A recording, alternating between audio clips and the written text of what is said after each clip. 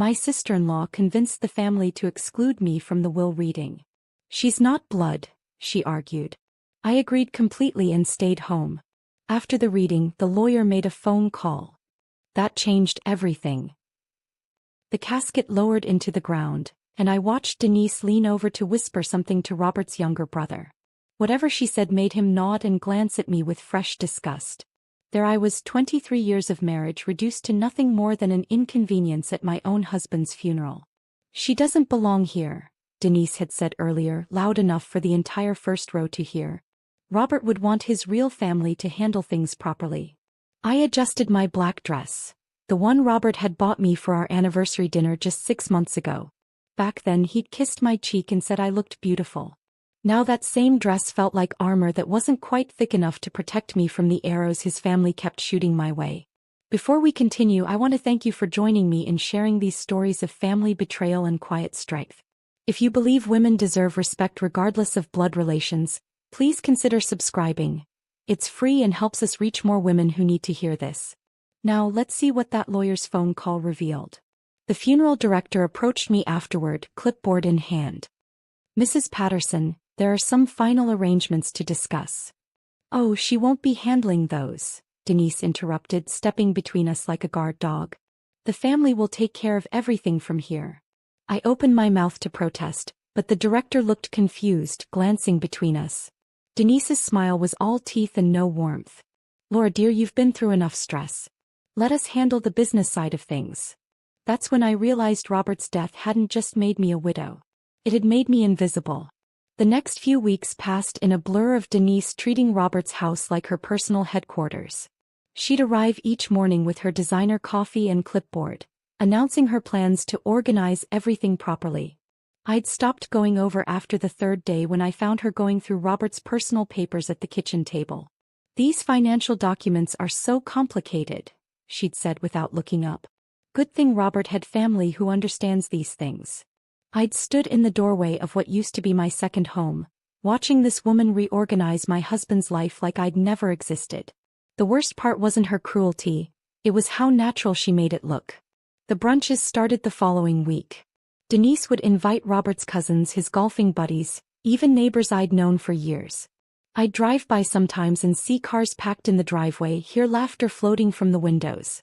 Once, I saw Mrs. Henderson from next door carrying a casserole dish up the front steps. The same woman who used to borrow sugar from me and chat about her grandchildren. "How are you holding up, dear?" she'd asked when I ran into her at the grocery store.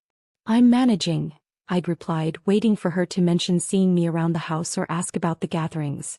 Instead, she'd patted my arm and said, "Denise mentioned you've been keeping to yourself. Probably for the best during this difficult time."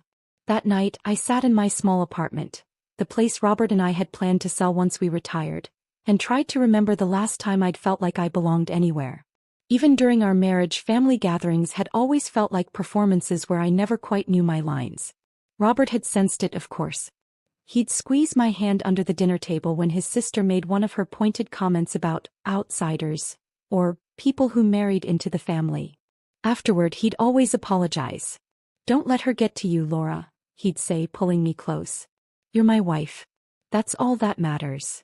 But now Robert was gone and his protection had died with him. The call about the will reading came on a Tuesday.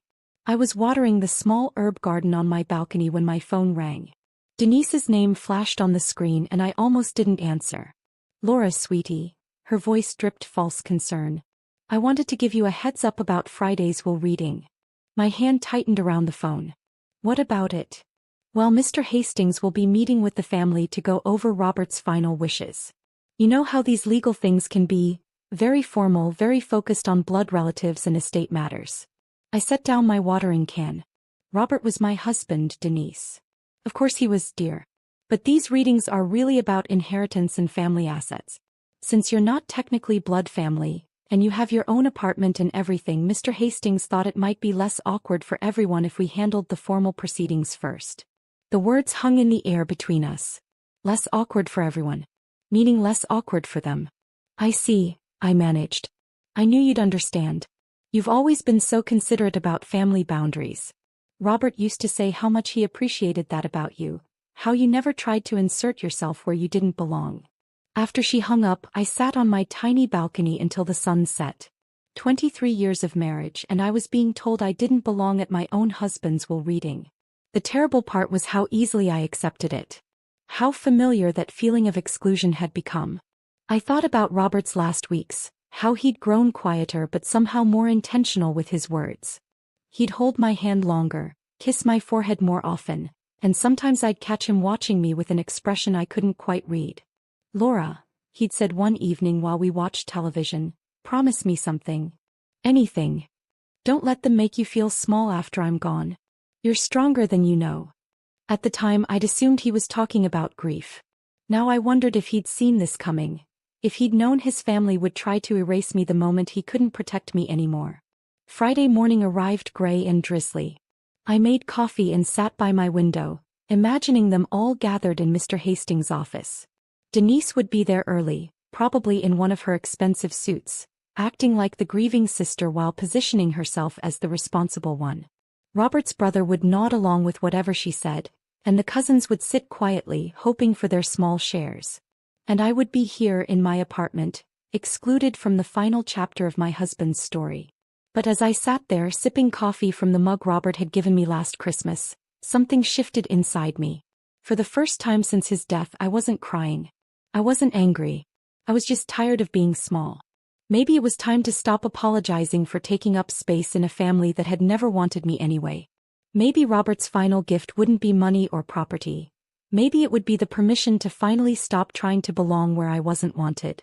I had no idea that across town in a lawyer's office I'd never seen, everything I thought I knew about my place in this family was about to change forever. Sunday afternoon found me organizing Robert's old photo albums, something I'd been avoiding for weeks. The silence in my apartment felt heavier than usual when my phone started ringing. The caller ID showed a number I recognized but hadn't expected to see. Mr. Hastings, Robert's attorney. "Mrs. Patterson, I apologize for calling on the weekend, but there's been a significant misunderstanding that needs immediate clarification." His voice carried an urgency that made me set down the photo I'd been holding.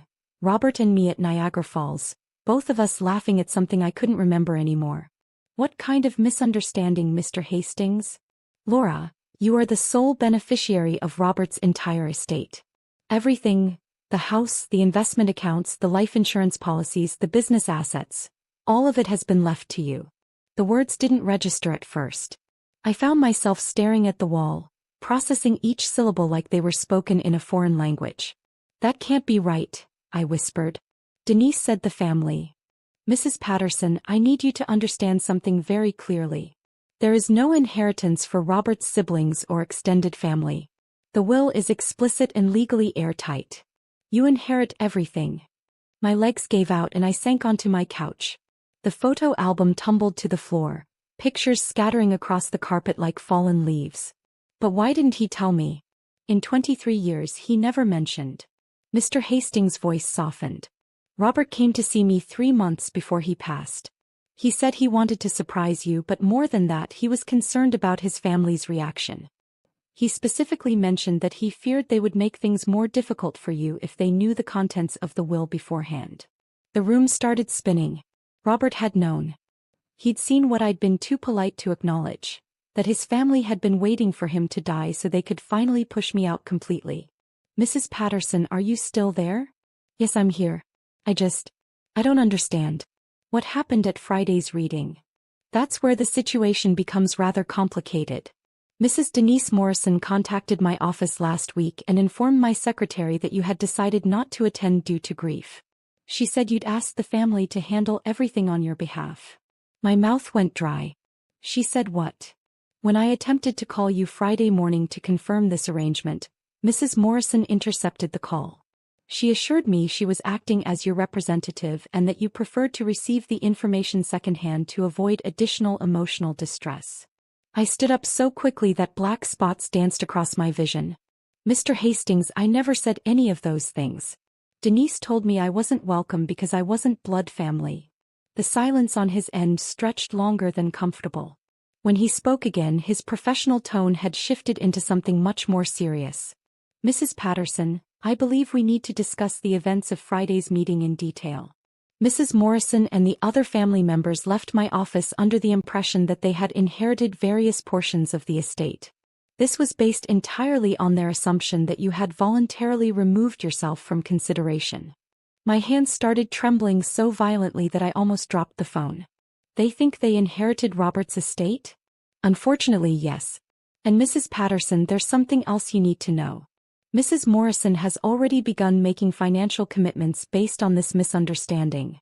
The next hour passed in a blur of legal explanations and procedural details. Mr. Hastings explained that Denise had immediately contacted contractors about renovating the house. She'd scheduled appointments with financial advisors to discuss her new portfolio. She'd even started the process of transferring the utilities into her name. Can she do that legally? I asked, though part of me already knew the answer. Absolutely not. But the concerning part is how quickly and confidently she's proceeding. It suggests she may have been planning this course of action for some time. After hanging up, I sat in my apartment as afternoon turned to evening, trying to process what I'd learned. Robert hadn't just left me his belongings, he tried to protect me even after death. The man who'd spent years quietly deflecting his family's subtle cruelties had orchestrated one final act of love. My phone buzzed with a Facebook notification. Someone had tagged me in a photo. With shaking fingers, I opened the app and immediately wished I hadn't.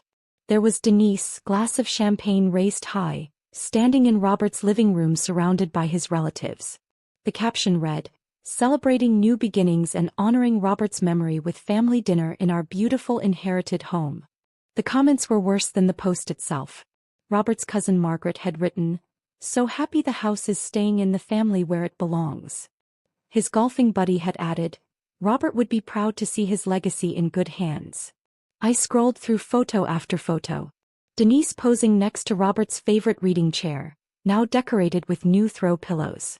Her teenage daughter sprawled across the couch where Robert and I used to watch movies. Family members I barely recognized toasting their good fortune with wine from Robert's collection. In one photo I could see Robert's study in the background. Someone had already removed his books from the shelves. My phone rang again. "Mr. Hastings. Laura, I wanted to give you a heads up. Mrs. Morrison just called my emergency line. She's asking about probate timelines and when she can expect to take full legal possession of the property." "What did you tell her?" "I told her that all estate matters needed to be discussed with the actual beneficiary during business hours." She seemed quite upset by that response. Something in his tone suggested there was more to the story. "Mr. Hastings, what aren't you telling me? Mrs. Morrison made some rather concerning statements about your mental state and your ability to handle estate matters. She's suggesting that grief has made you unstable, and that the family should petition for guardianship of the assets." The photo album on my floor caught my eye again. Pictures of Robert and me building a life together, traveling, celebrating anniversaries. 23 years of memories that his family was apparently ready to erase along with my legal rights. "What do we do now?" I asked. "Legally, Mrs. Patterson, you have several options. We could contact them immediately and correct the misunderstanding. We could file paperwork to prevent any further unauthorized actions regarding the property. Or, we could allow them to continue under their current assumptions for a brief period while we document their actions. Sometimes, in contested estate situations, it's valuable to have clear evidence of intent and behavior." I walked to my window and looked out at the city lights. Somewhere across town, Denise was probably planning her next renovation project with my husband's money. She was celebrating her victory over the woman who'd never belonged, never quite measured up, never deserved a place at the family table. For 23 years I'd tried to earn their acceptance. I'd swallowed insults, ignored slights, and made myself smaller to avoid conflict. I'd let them make me feel like an outsider in my own marriage. But Robert had seen something in me that I'd forgotten existed. He'd trusted me with everything he'd built, everything he'd worked for. His final gift wasn't just money or property.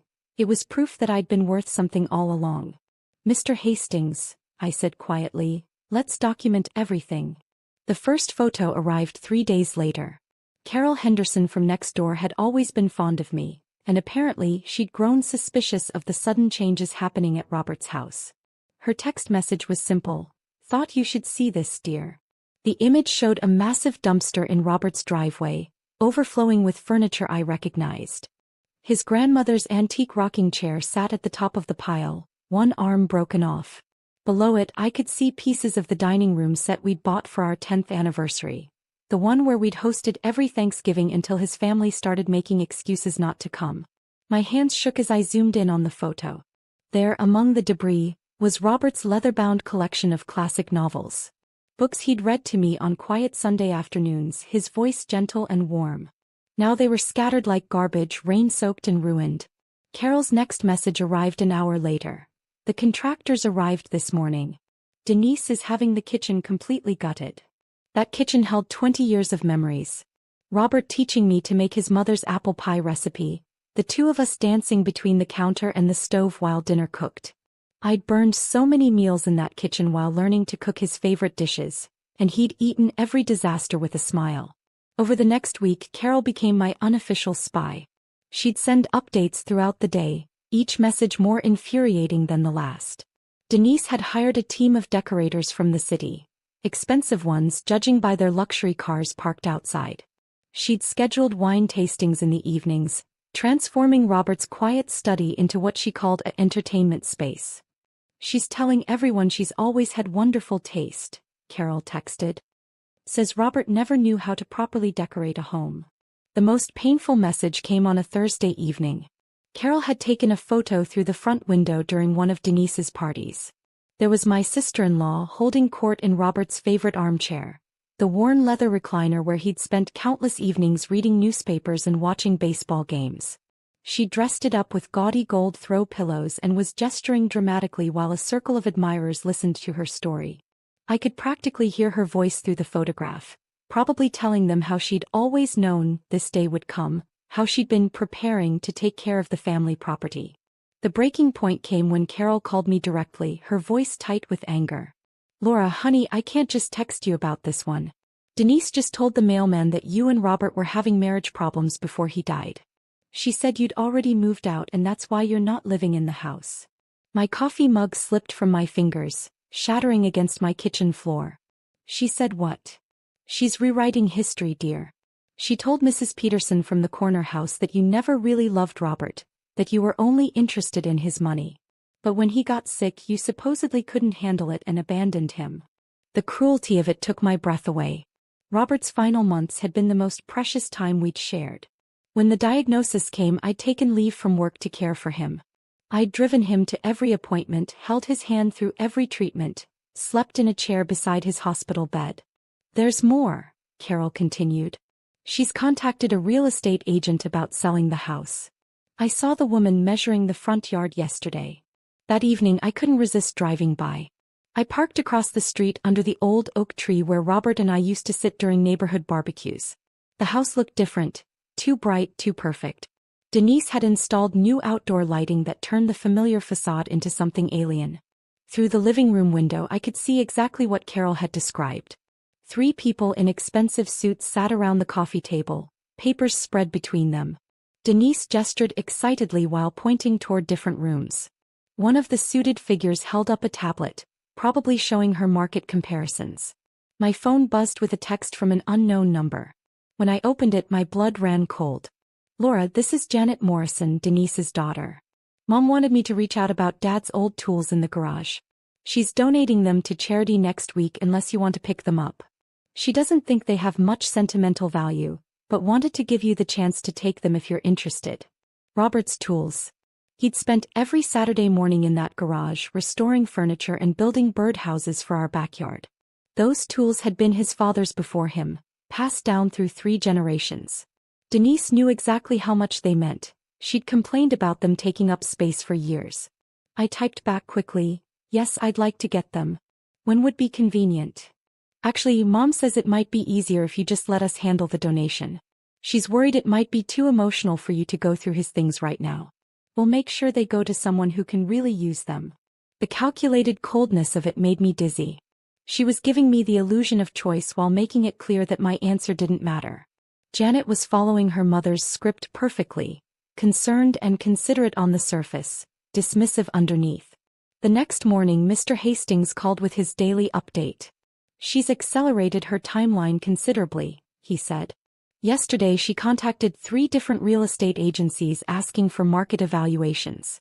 She's also opened consultation meetings with financial advisors about optimizing her new portfolio. Can we stop the house sale? Legally, she has no authority to sell anything. But Laura, I'm more concerned about what happens when these businesses start requesting documentation she can't provide. The situation is going to unravel quickly, and when it does, she's going to look for someone to blame. That afternoon, I received a package in the mail. Inside was a single photograph, one I'd never seen before. It showed Robert and me at last year's church picnic, his arm around my waist, both of us laughing at something happening off camera. On the back, someone had written in Robert's handwriting, "For my Laura, the strongest woman I know. Never let anyone convince you otherwise." There was no note explaining how the photo had reached me or who had sent it.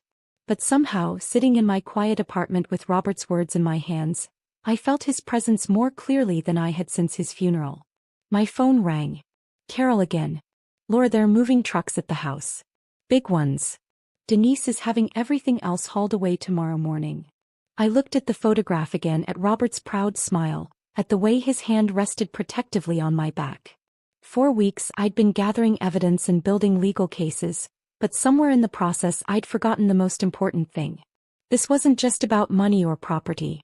This was about defending the life Robert and I had built together. This was about making sure that 23 years of love wouldn't be erased by a woman who'd never understood what we meant to each other. Tomorrow the documenting phase would end. Tomorrow, it would be time for Denise to learn exactly who she'd been underestimating all along. The first sign of trouble came on a Tuesday morning when my phone rang with an unknown number. The voice on the other end was professional but strained. "Mrs. Patterson? This is Marcus Chun from Elite Interior Design. I'm calling about the renovation project at 1247 Maple Street. There seems to be some confusion about payment authorization." I gripped the phone tighter. What kind of confusion? Well, Mrs. Morrison hired us 3 weeks ago for a complete kitchen and living room redesign. The initial payment cleared, but yesterday her bank declined our second invoice. When we called, she became quite agitated and suggested we contact you about alternative payment arrangements. The audacity took my breath away. "Mr. Chin, I think there's been a misunderstanding. I haven't authorized any renovations and I'm not responsible for Mrs. Morrison's financial commitments." His silence stretched uncomfortably. "Mrs. Patterson, are you saying you're not aware of the $30,000 renovation currently underway at your property?" "That's exactly what I'm saying." After hanging up, I immediately called Mr. Hastings. His reaction was swift and decisive. "This is perfect documentation of unauthorized financial decisions," he said. "I'm filing emergency injunctions today to prevent any further property alterations or sales attempts." By Thursday, the situation had escalated dramatically. Carol texted me a photo of Denise standing in the driveway, gesticulating wildly at 2 men in work clothes who were loading their tools back into a truck. "The contractors just left," Carol's message read. "They looked pretty upset." Denise was shouting something about family obligations and legal technicalities. That afternoon my phone buzzed with a call from Janet Morrison. Her voice carried none of the false sweetness from our previous conversation. "Laura, what exactly did you say to the renovation company?" "Mom is absolutely humiliated. They're demanding immediate payment and threatening to put liens on the house." "Janet, I simply told them the truth, that I hadn't authorized any work and wasn't responsible for the bills. But you can't just abandon family obligations like this. Dad would be horrified by how selfish you're being." The manipulation was so blatant it almost made me laugh. "Your father left very specific instructions about his wishes, Janet. Maybe you should ask your mother about those." I hung up before she could respond, but the calls didn't stop. Over the next 2 days, I received increasingly frantic messages from various family members. Robert's brother demanding I stop playing games. His cousin Margaret insisting I do the right thing for the family. Even his old golfing buddy called asking if I'd lost my mind with grief. But the most revealing call came from someone unexpected, Denise's own neighbor, a woman named Patricia whom I'd met briefly at a few family gatherings. "Laura, honey, I hope you don't mind me reaching out directly. I got your number from Carol Henderson. I felt like someone should tell you what's really happening over here." Patricia's voice was hushed, conspiratorial. Denise has been throwing these elaborate dinner parties, telling everyone she's come into this wonderful inheritance. But yesterday I saw her loading jewelry boxes into her car. When I asked if she was going somewhere special, she got all flustered and said she was liquidating some assets for investment purposes. The image of Denise pawning her wedding ring and anniversary gifts to pay for renovations she couldn't afford brought a grim satisfaction. But Patricia wasn't finished. There's something else, Laura. Last night there was quite a scene. Some man in an expensive suit showed up demanding to speak with her about property authorization documents. She kept insisting she had every right to make decisions about family property, but he left looking very frustrated. After Patricia hung up, I sat in my apartment piecing together the timeline. Denise's spending spree had clearly exceeded whatever savings she'd had. She'd committed to renovation costs based on an inheritance that didn't exist, and now the bills were coming due. Mr. Hastings called Friday evening with an update that confirmed my suspicions. The real estate agencies have all withdrawn their services, he reported. Apparently, when they requested proof of ownership for listing purposes, Mrs. Morrison became hostile and accused them of unnecessarily complicating a simple family transaction. Word travels fast in that industry. She's essentially blacklisted herself from working with any reputable agents in the area. But the most damaging revelation came over the weekend. Carol forwarded me a screenshot from the neighborhood social media group, a post that Denise had apparently shared in a moment of desperation. Some people just can't handle other people's success, the post read. When family members get jealous and try to sabotage your rightful inheritance, it really shows their true character. Poor Robert would be so disappointed in how his widow is behaving. #family first #inheritance dispute #some people never change. The comments section was brutal. Neighbors who'd watched Denise's excessive spending and arrogant behavior over the past weeks didn't hesitate to share their observations. Rightful inheritance? Laura was married to Robert for over 20 years. That makes her family too. Maybe if you hadn't been throwing such expensive parties, you wouldn't be having money problems now. I heard you've been telling people Laura abandoned Robert when he was sick. That's not the woman. I remember visiting him every day at the hospital. My phone rang Monday morning with a number I didn't recognize. The voice was shaky, definitely Denise, but stripped of all her usual confidence. Laura, we need to talk. This whole situation has gotten completely out of hand. What situation, Denise? You know exactly what situation. These contractors are calling me constantly, the real estate people won't return my calls, and now everyone in the neighborhood thinks I'm some kind of fraud. Her voice cracked on the last word, and for a moment I almost felt sorry for her. Almost. Maybe you should have thought about that before you started spending money that wasn't yours. It should have been mine. The mask slipped completely. I'm his sister. I've been part of this family since birth, not some outsider who showed up and married her way in. Is that what you really think, Denise? That I married Robert for his money? What else would it be? You had nothing when you met him. No family connections, no money, nothing to offer except. She caught herself, but the damage was done. 23 years of resentment had finally found its voice. Except what, Denise? Say it. The silence stretched between us, heavy with decades of unspoken hostility. You don't deserve any of this, she whispered finally. We're the blood family. You're nothing. I ended the call and immediately forwarded the recording to Mr. Hastings. Evidence was mounting, and Denise's desperation was making her careless. Her attempts to rally the family against me had backfired spectacularly. Instead of uniting them, the pressure had exposed every petty grievance and jealousy that had been festering beneath the surface for years. That evening, Carol texted me one final photo. It showed Denise's car in the driveway, packed with boxes and suitcases. The caption read, "Looks like someone's planning an extended vacation." But I knew better. This wasn't a vacation. This was a woman who'd burned through her savings, destroyed her reputation, and painted herself into a corner with nowhere left to turn. The storm I'd been watching gather was finally ready to break. The morning air carried the scent of burning leaves as I walked up the familiar driveway, my heels clicking against the pavement Robert had resealed just 2 summers ago. Mr. Hastings walked beside me, his leather briefcase containing the documents that would change everything. Behind us, a sheriff's deputy followed at a respectful distance, a precaution Mr. Hastings had insisted upon. "You ready for this, Laura?" he asked, adjusting his glasses. I looked at the house where I'd spent the happiest years of my life, now transformed by Denise's gaudy renovations. New shutters in an awful shade of burgundy, pretentious garden sculptures littering the front yard, and that ridiculous chandelier visible through the living room window. I've been ready for weeks. The front door opened before we could knock. Denise appeared, wearing one of her expensive silk blouses and that practiced smile she reserved for people she considered beneath her. Her confidence was remarkable considering the circumstances. Well, look who finally decided to visit. Did you come to apologize for all the trouble you've caused? Mr. Hastings stepped forward. "Mrs. Morrison, I'm here in my capacity as executor of Robert Patterson's estate to deliver these legal documents." She glanced at the papers dismissively. "I don't know what game you think you're playing, but this is family property now. Laura has no claim here." The moment had arrived. I watched her face as Mr. Hastings handed her the first document, a certified copy of Robert's will with my name clearly highlighted as sole beneficiary. Her eyes scanned the page once, twice, then a third time. The color drained from her cheeks like water from a broken dam. "This can't be right," she whispered. "There's been some mistake." "There's no mistake, Mrs. Morrison.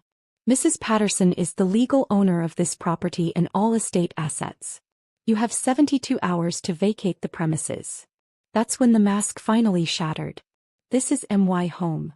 The shriek that erupted from her throat was barely human. "I'm his sister. I'm his blood. She's nobody. She's nothing." Neighbors began appearing on their porches, drawn by the commotion. Carol Henderson stood in her doorway, phone in hand, probably recording everything. Mrs. Peterson from the corner house had stopped watering her flowers to stare. "Denise," I said quietly, "you need to calm down. Don't you dare tell me to calm down. You've stolen everything. You're a thief. A manipulative little thief who wormed her way into my family, and now you think you can just—" "Mrs. Morrison," the deputy interrupted, "I need you to lower your voice and accept these legal documents." But she was beyond reason now. She snatched the eviction notice from Mr. Hastings' hand and tore it in half, the pieces fluttering to the ground like confetti. "You can't make me leave. I've put thousands of dollars into renovating this place. I've made it beautiful. Robert would have wanted me to have it."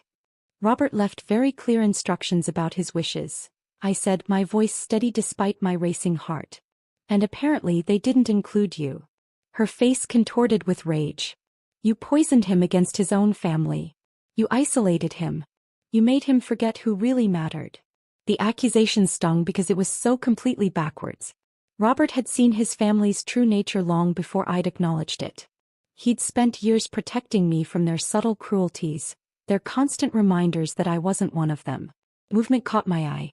Robert's brother Thomas was walking up the driveway, followed by cousin Margaret and several other family members. Denise must have called for reinforcements. "What's going on here?" Thomas demanded, his voice carrying the same entitled tone I remembered from family gatherings. Mr. Hastings efficiently handed copies of the will to each of them. I watched their expressions shift from confusion to disbelief to something much uglier. "This is ridiculous," Margaret sputtered. "Robert wouldn't have cut out his own family. Someone influenced him. Someone manipulated." "Nobody manipulated anyone," I interrupted. "Robert made his own decisions. You turned him against us." Denise screamed, pointing an accusatory finger at me. 23 years of whispering poison in his ear. Making him think his own family didn't love him. The irony was breathtaking. These people who'd spent decades making me feel unwelcome were now claiming I'd isolated Robert from their love. By noon the moving trucks had arrived. Professional movers began carrying out boxes of Denise's belongings while she paced the front porch like a caged animal. The expensive renovations she'd commissioned would stay. They'd become my problem now, not hers. "This isn't over," she hissed as I supervised the removal of items that didn't belong to her. "I'll contest this. I'll prove you manipulated him." "Contest away," I replied calmly. "Mr. Hastings has everything properly documented." The most devastating moment came when she realized her financial situation. The renovation bills, the pawned jewelry, the maxed-out credit cards. She'd burned through her savings for nothing. The contractors had already filed liens against the property, which were now my responsibility to resolve.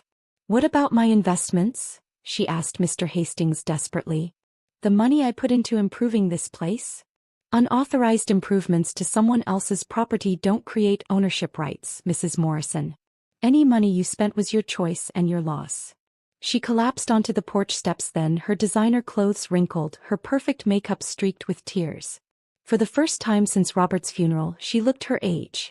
A 60-year-old woman who'd gambled everything on an assumption and lost. The family members who'd gathered to support her began drifting away as the reality set in. Thomas muttered something about legal options, but didn't meet my eyes. Margaret loaded her purse into her car without saying goodbye to Denise. As the sun began to set, only Carol and I remained on the street, watching the last of Denise's belongings disappear into the moving truck. She sat hunched on the porch, staring at nothing. "Denise," I said, approaching her carefully. She looked up with red-rimmed eyes. "What?"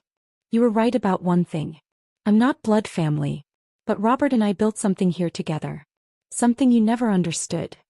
She wiped her nose with the back of her hand. "What's that supposed to mean?" "It means this house was never about the money or the inheritance. It was about love. Real love. The kind that doesn't keep score or demand proof of worthiness." I looked at the house, my house now, with its ridiculous burgundy shutters and pretentious garden sculptures. "You changed everything about this place except the one thing that mattered most. The love Robert and I shared here. That's something you can renovate or steal or destroy."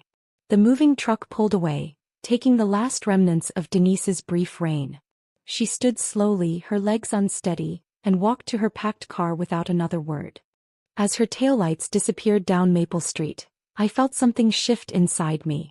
The weight of 23 years of trying to prove I belonged somewhere I was never wanted finally lifted from my shoulders. I belonged here not because Roberts will said so, but because I'd chosen to love someone completely, and he'd loved me the same way in return. Standing alone in the driveway as darkness settled over Maple Street, I pulled out my phone and made a call that would surprise everyone, including myself. "Mr. Hastings? It's Laura. I've made a decision about the house and I think you're going to find it interesting." 3 days later, I sat across from him in his office, signing papers that would transform Robert's house into something neither Denise nor I had ever imagined. "The Patterson House for Women in Transition," I said, reading the letterhead aloud. "Robert always believed in helping people who needed a fresh start. This feels right." Mr. Hastings smiled as he notarized the documents. "Your husband would be proud, Laura. This is exactly the kind of gesture he would have made himself." The announcement hit the local newspaper first, then spread to social media with unexpected speed. By Wednesday morning, my phone was ringing constantly with interview requests. The story had apparently touched something deep in people. The widow who inherited everything and chose to give it away rather than live surrounded by painful memories. "Mrs. Patterson, this is Jennifer Walsh from Channel 7 News. We'd love to do a feature story about your incredible donation." I agreed to one interview conducted in my small apartment rather than at the house. Jennifer was a kind woman in her 40s who seemed genuinely moved by the story. "What made you decide to donate rather than sell or move in yourself?" she asked. I looked out my apartment window where I could see children playing in the courtyard below. That house represents 23 years of love between my husband and me. But it also became a symbol of family division and greed. I wanted to turn it into something positive, a place where women who've lost everything can rebuild their lives. The interview aired Friday night during the local news. By Saturday morning, donations were pouring in from across the state. Women's organizations offered support services. Local businesses volunteered supplies and labor. But the most unexpected call came from someone I hadn't heard from in months. "Laura? This is Thomas Morrison, Robert's brother." I gripped the phone, preparing for another confrontation. "I saw the news story," he continued, his voice subdued. "I wanted to apologize. For everything. The way we treated you after Robert died, the way we acted during this whole mess with Denise. It was wrong." The admission caught me off guard. "Thomas, No, let me finish. I've been thinking a lot since yesterday about how Robert talked about you, how he lit up whenever you walked into a room. He saw something in you that the rest of us were too stubborn to recognize. You're turning his house into exactly what he would have wanted, a place of healing."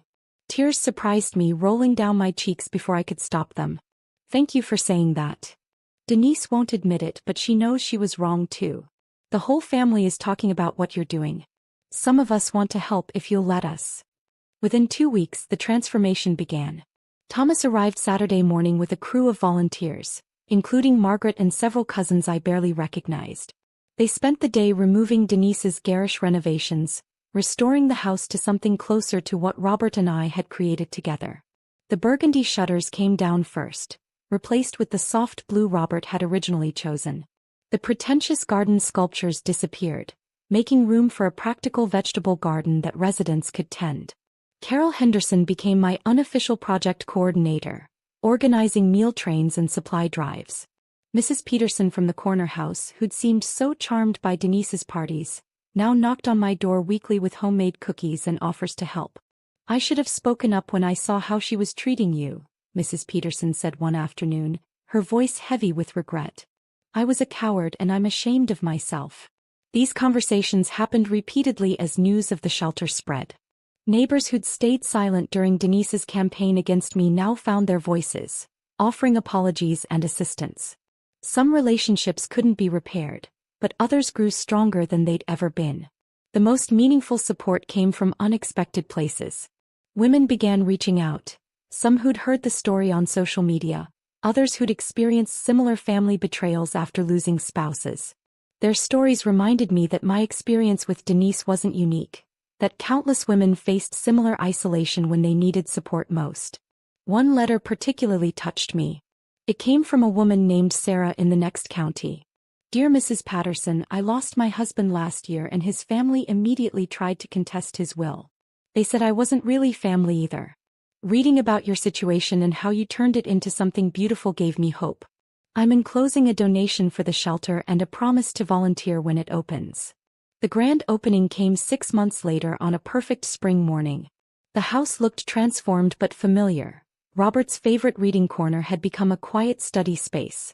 Our old dining room was now a community kitchen where residents could share meals and stories. Local officials attended the ribbon cutting, but the ceremony felt intimate rather than political.